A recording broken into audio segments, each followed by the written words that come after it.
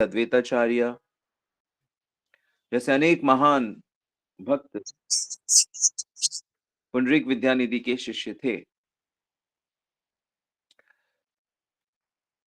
तो वो ब्रज क्षेत्र में रहते थे।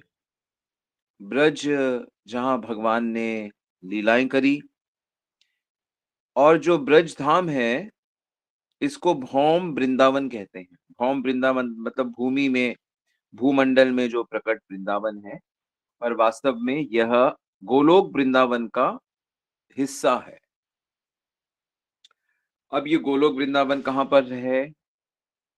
भौतिक ब्रह्मांड बहुत बड़ा है, उसके बाद ब्रह्म ज्योति आती है। ब्रह्म ज्योति आध्यात्मिक रोशनी है, जिसने आध्यात्मिक जगत को घेरा हुआ है। जैसे हमारी पृथ्वी में पानी-पानी है, देश पानियों से घिरे हैं, ऐसे ही आध्यात्मिक जगत रोशनी के समुद्र से घिरे हुए हैं।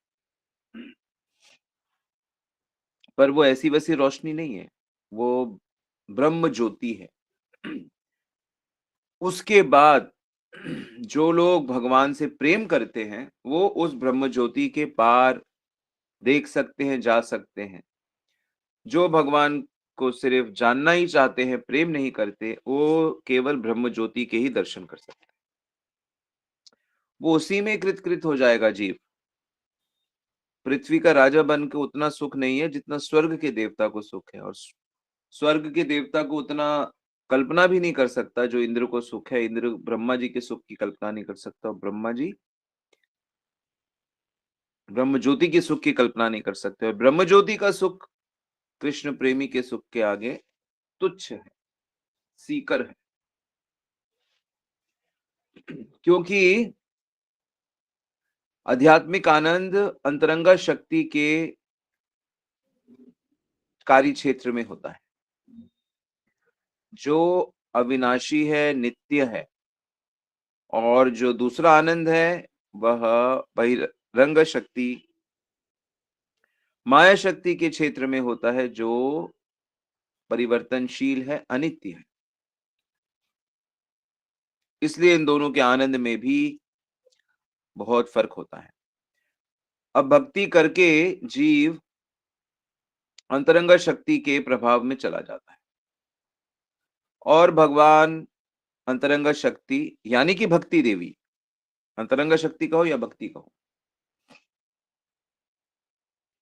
उससे आकर्षित हो जाते हैं।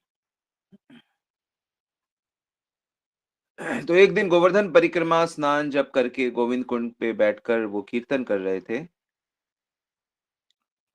माधवेंद्र पुरी जी, संध्या हो आई थी।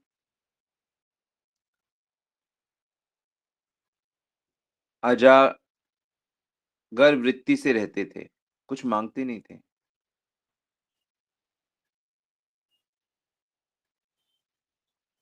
अपने कृष्ण के ध्यान में इतने लीन थे कि बाहर की किसी चीज का ज्ञान ही नहीं था। मैंने आपको पहले भी बताया कि ध्यान सच्चा तब होता है जब आपको बाहर की चीजें याद ना रहें।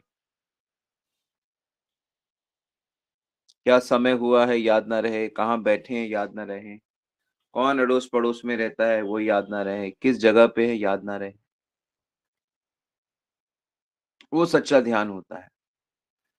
थोड़ी देर में माधवेंद्र जी आंख बंद करके एक वृक्ष के नीचे गोविंद कुंड के पास बैठे थे। एक आवाज सुनाई दी, ओ बाबा, कहाँ ध्यान कर रहे हो है? देख तेरे तई दूध लायो हूँ। बाबा आप कहाँ ध्यान कर रहे हो, देखो तो जरा, आपके लिए मैं दूध लेकर आया। तो सन्यासी तो थे ही, वो आंखें खोली तो देखा कि सामने एक बालक हाथ में लोटा लिए खड़ा है, और वही श्याम वर्ण है, बड़ा सुंदर है, रूप लावण्य बड़ा ही अद्भुत है, आंखें बड़ी, मतलब इतना सुंदर है कि मन खिंच जाता है। आप सबको भी अनुभव होगा, जब हम कोई सुंदर बच्चा, सुंदर व्यक्ति देखते हैं, तो मन उधर बार-बार जाता है, बार-बार उसके चेहरे को देखना चाहता है, उससे बात करने का मन करता है। ये सुंदरता का प्रभाव होता है।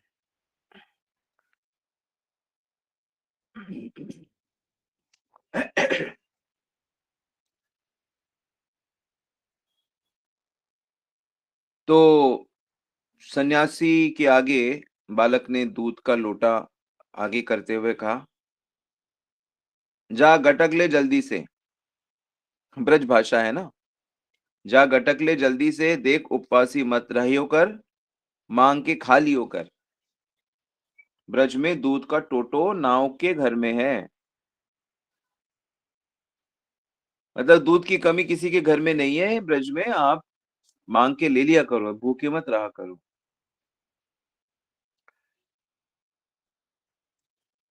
तो वो तो बस उसको देख ही रहे थे, बालक को। तो जब थोड़ा बहुत अपने को संभाला तो बोला, बेटा तू कौन है, कहाँ रहता है, और तुझे कैसे पता कि मैं उपवास कर रहा हूँ? स्वाभाविक प्रश्न था। तो वो बालक कहता है, मैं जाई गांव में रहूं, जा गांव में को उपवासी नाय रह सके। को अन्न मांग के खाए, को दूध जो मांगन नाय, बाके ताई आहार में जुटाई दूं। कि मैं इसी गांव में रहता हूँ, यहाँ पे कोई उपवास नहीं कर सकता। अन्न मांग लेता है कोई, दूध ही मांग लेता है, लेकिन जब कोई कुछ नहीं मांगता तो उसके लिए मुझे फिर व्यवस्था करनी पड़ती है। अभी कछु गोपी कुंड में तर जल लेवे आई हेतु, तो को देख गई, बिन्ने मोकू जा दूध दियो, और बोली, कुंड पे बाबा भूको बैठियो, बाकू दया, सो मैं चला आयो। अब मोकू गैयन पे दूध दूबे जाना हो, मैं जाऊं हूं, तो दूध पी लीजो, लोटा पाछे ले जाऊंगू। इतना कहकर बालक चला गया। क्या कहा बालक ने? थोड़ी बहुत तो आपको समझ आ गई होगी। बालक ने कहा कि मैं कुंड पे बैठा था, तालाब कुएं के पास बैठा था, तो वहां पे कुछ गोपियां आ गई पानी भरने, और मुझे कहती हैं कि वहां पे एक बाबा भूखा प्यासा बैठा है, ये दूध मुझे दिया और कहा उसको दे दे, दे के आ जा, ताकि वो भी भूख मिटा ले अपनी। तो बाबा ये लोटा ले लो और दूध पी लो, मैं लोटा बाद में ले जाऊंगा, मुझे अपनी दूध को, अपनी गाय को दूहने जाना है, मतलब उसका दूध निकालने जाना है। तो माधवेंद्र पुरी जी ने क्या किया, अपने प्रभु को वो दूध अर्पण किया। कुछ भी हो ना, अपने कृष्ण को अर्पण करना चाहिए, ये आदत बना लो। भक्त लोग केवल खाने की चीजें भगवान को अर्पण करते हैं, हर चीज उनको निवेदन करना चाहिए। हर व्यक्ति भी निवेदन कर देना चाहिए, कोई व्यक्ति मिला वो भी भगवान आपका प्रसाद है, आप ही का बंदा है। कोई घटना घटी, कोई चोट लगी, कोई दंड मिला, कोई बीमारी आई, प्रभु यह आप ही का प्रसाद है, आप ही की कृपा है।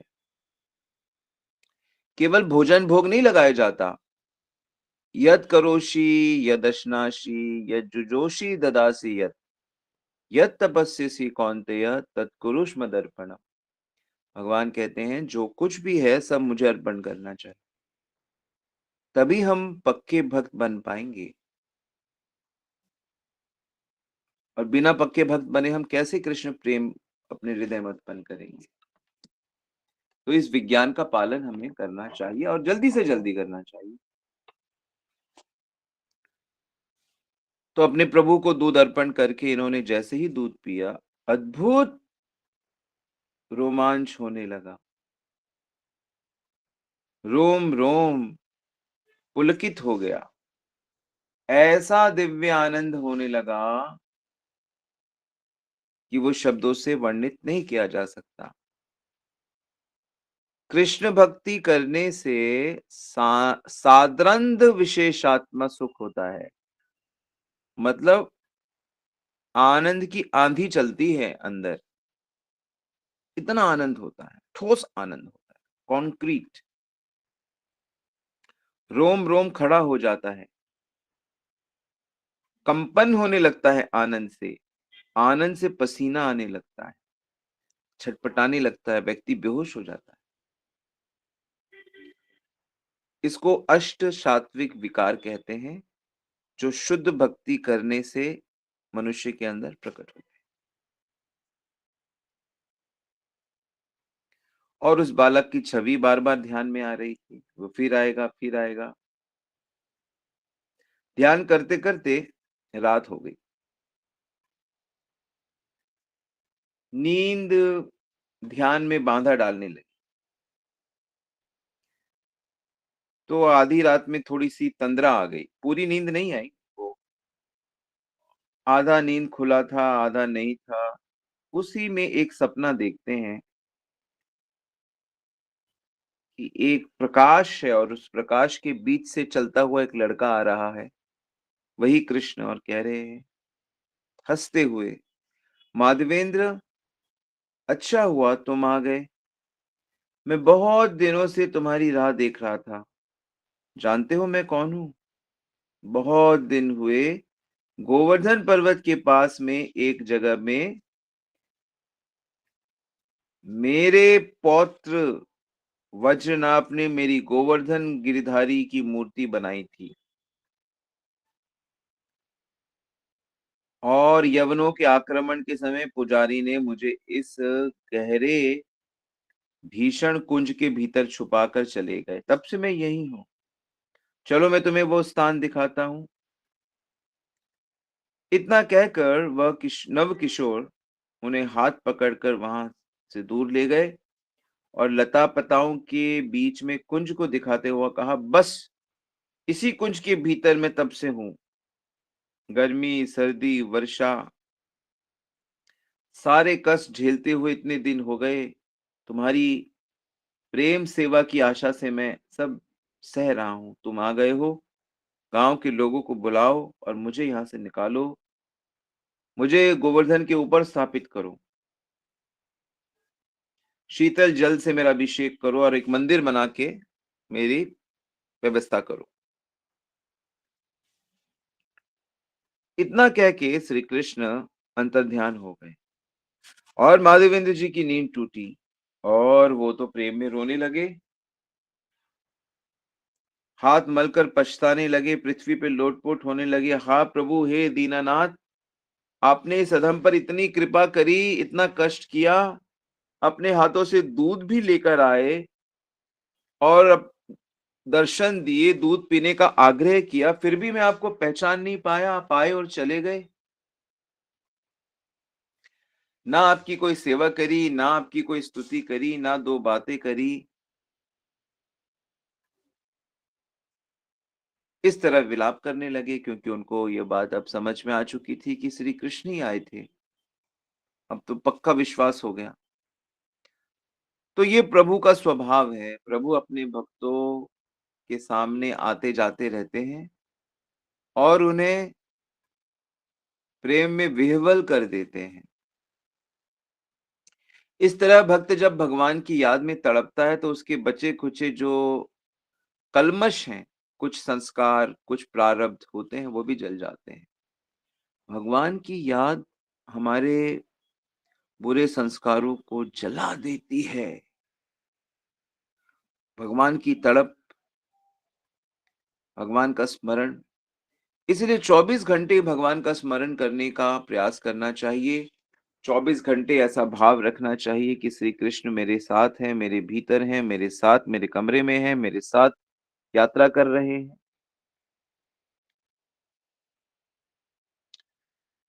मेरे साथ ही रहते हैं। ऐसा भावना करना चाहिए भक्तों को। सभी के भीतर भावना करनी चाहिए। यो माम पश्यन्ति सर्वत्र सर्वत्र च मयि पश्यामि। सभी जीवों के अंदर भगवान की भावना करनी चाहिए, तभी रियल आनंद की प्राप्ति होती है। जीव की भावना करने से जीव का आनंद मिलता है और जीव से आप कितना प्यार कर सकते हो। लेकिन भगवत भावना किसी भी जीव में करोगे तो आपको दिव्य आनंद की प्राप्ति प्रारंभ हो जाएगी। लिख लो इस पॉइंट। हर परिस्थिति को भगवत प्रसाद मानना चाहिए और हर जीव के अंदर भगवान का वास मानना चाहिए और उसी हिसाब से उनके साथ प्रेममय व्यवहार करना चाहिए। तो थोड़ी देर में जब माधवेंद्र पुरी का ध्यान आया कि प्रभु ने मुझे क्या कहा है, तो कहा कि रोने-धोने से तो कुछ होगा नहीं, प्रभु को निकालना होगा। तो गाँव के कुछ लोगों को उन्होंने बुलाया और सबको अपनी जो सपना आया था सुना दिया। गाँव के लोग तो बड़े आश्चर्यचकित हो गए कि वज्रनाभ महाराज के द्वारा स्थापित गोपाल मूर्ति का बारे में बता रहे हैं। वज्रनाभ श्री कृष्ण के पोते हैं, परपोते, पोते भी नहीं। कृष्ण के बेटे प्रद्युम्न, प्रद्युम्न के बेटे अनिरुद्ध, अनिरुद्ध के बेटे वज्रनाभ। तो वज्रनाभ ने ऐसे बहुत सारी मूर्तियां बनाई थी, देव, गोपाल, नाथ, विंदा देवी, ऐसे बहुत सी विग्रह बना-बना के उन्होंने पूरे ब्रज में, मथुरा मंडल में स्थापित किए थे। समय के साथ मुसलमान राजा लोग आ गए, फिर उनसे बचाने के लिए मूर्तियों को छुपा दिया गया। फिर बाद में रूप सनातन गोस्वामी आके उन्होंने धीरे-धीरे करके अन्य गोस्वामी के साथ वो प्रकट होते गए। और आज काफ़ी विग्रह प्रकट हैं और बहुत से अप्रकट हैं, शायद समय के साथ फिर प्रकट हो जाएँ। वो तो भक्तों की भक्ति पे निर्भर करता है।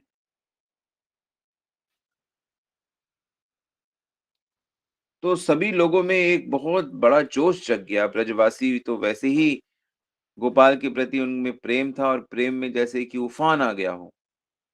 हजारों-हजारों नर-नारी कुल्हाड़ी लेकर चल पड़े, माधवेंद्र जी के पीछे-पीछे और ढूँढते-ढूँढते जैसा उन्होंने दृश्य देखा था वैसी जगह पे पहुँच गए और सबको घास हटाने लगे, झाड़ियाँ हटाने लगे, काटने लगे। काटते-काटते एक स्थान पे जब उन्होंने हटाया झाड़ी, तो देखा गोपाल की मूर्ति और इतनी बड़ी मूर्ति और सबकी तो आनंद की सीमा ही नहीं रही। सबने मिलकर उस मूर्ति को बाहर निकाला। तो बड़े-बड़े जो पहलवान जैसे जो भक्त थे, बहुत दूध-दही जम के खाते-पीते थे, कसरत करते थे। तो बड़ी मुश्किल से उठाकर उस विग्रह को पर्वत के ऊपर ले आए और कुम्हारों के पास जितने भी नए-नए घड़े थे, सबको ले लिया गया। उसमें गोविंद कुंड का जल मँगाया उससे, 100-200 घड़े जल लाकर अच्छे से गोपाल का अभिषेक किया। गीतकार, संगीतकार नाना तरह के वाद्य बजाने लगे, भक्त लोग नाचने लगे। आपने देखा होगा जब हमारे मंदिरों में भगवान की स्थापना होती है, तो कितना रोमांच होता है और यहाँ तो भगवान प्रकट हो गए।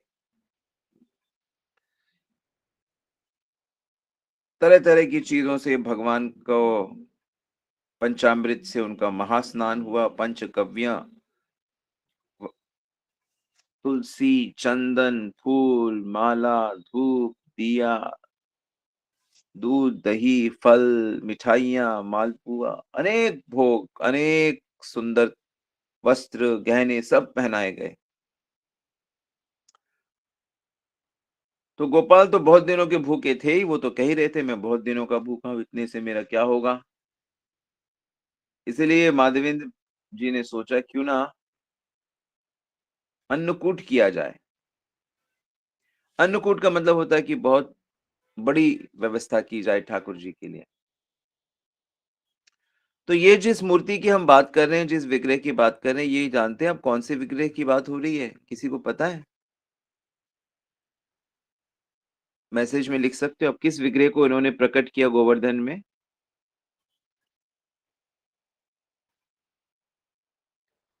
किसको पता है?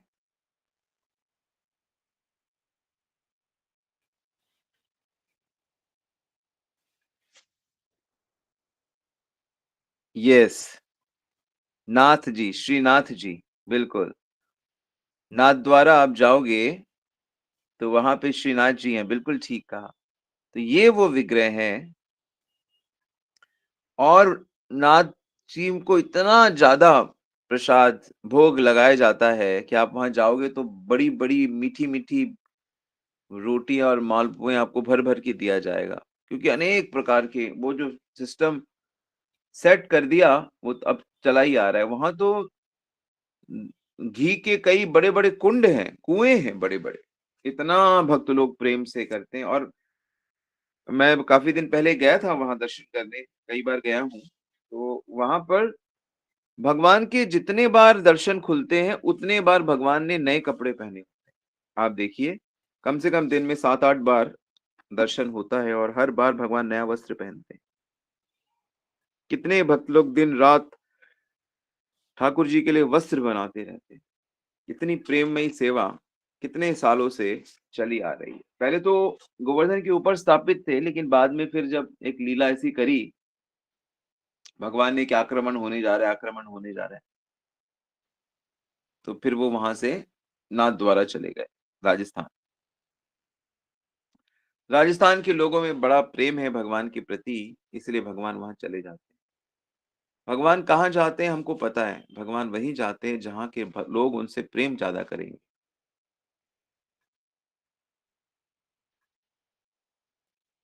तो इस प्रकार भगवान माधवेंद्र जी के माध्यम से इस जगत में आ गए।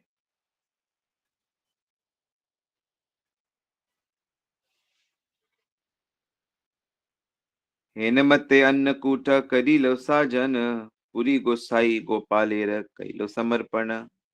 अनेक घट भरी दिला सुवासित जल, बहु दिनेर क्षुदाय गोपाल खाइल सकल। यद्यपि गोपाल सब अन्न व्यंजन खाइला, तार हस्त स्पर्श पुना तै मोहि न होइला। हालांकि भगवान इतना कुछ ग्रहण कर रहे थे, लेकिन उनकी कृपा से वो सबका सब भरा रहता था।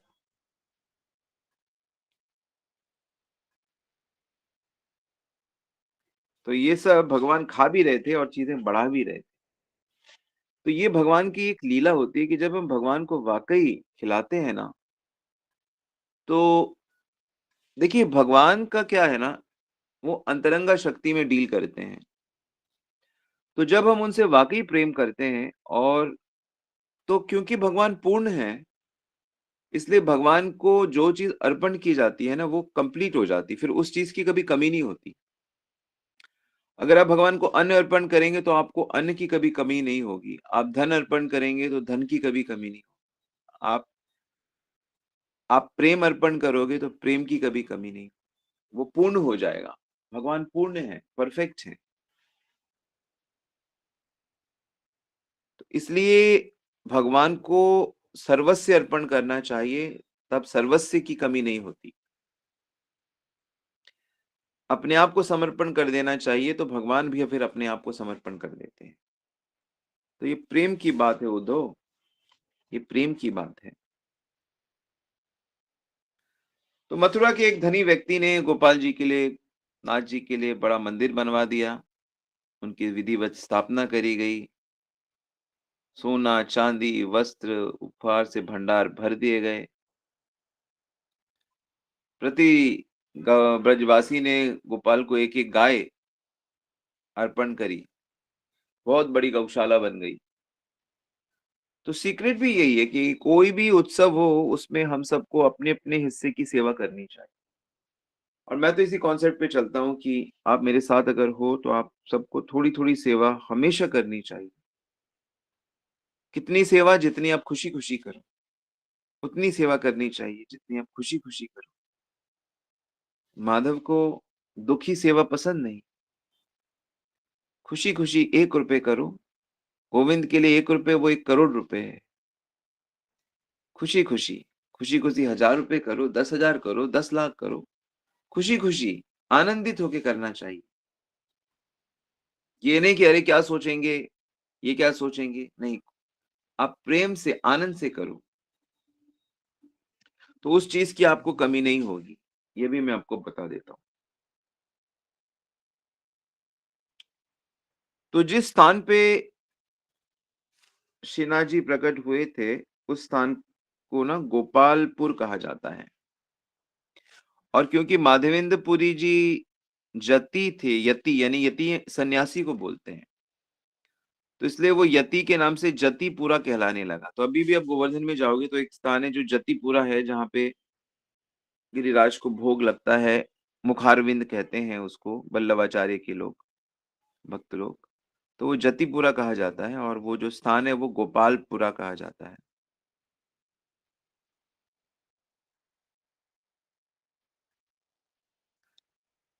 तो इस प्रकार एक दिव्य विग्रह श्री माधवेंद्र जी के माध्यम से जगत में प्रकट हुए।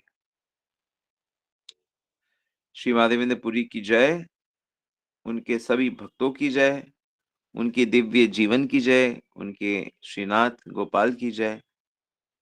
हरि बोल। तो आज की कथा यहीं तक। आई होप आपने कुछ सिद्धांत नोट किए होंगे।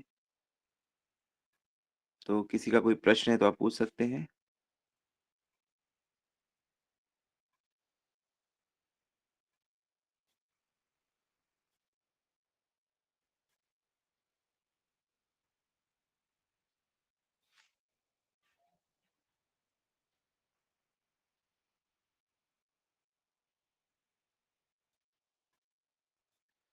ऑलराइट, तो हम लोग यहीं रुकते हैं आज। Thank you very much.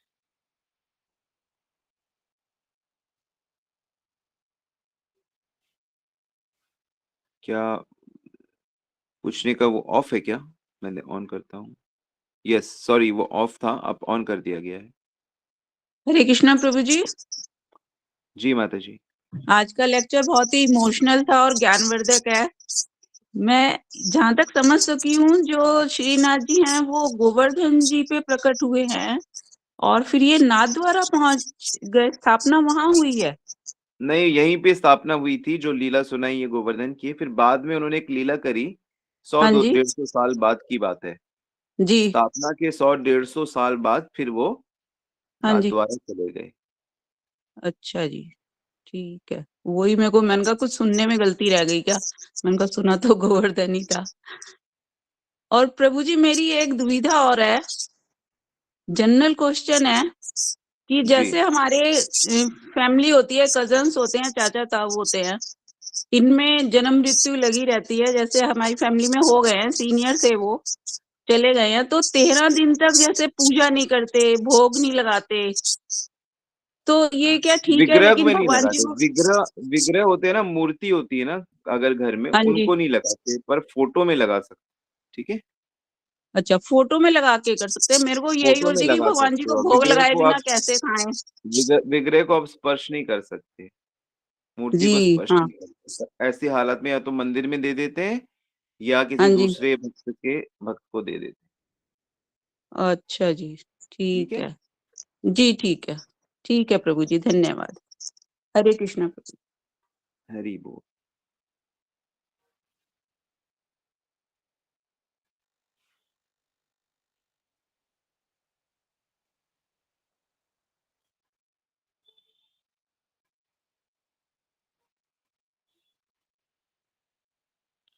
All right, तो हम लोग आज यहाँ रुकते हैं। Thank you very much. वांछा कल्पितरुभ्यश्च कृपा सिंधुभ्यश्च पतितानां पावनेभ्यो। जगत गुरु श्री प्रभुपाद की जय। श्री गुरु महाराज की जय। गौर प्रेमानंदी।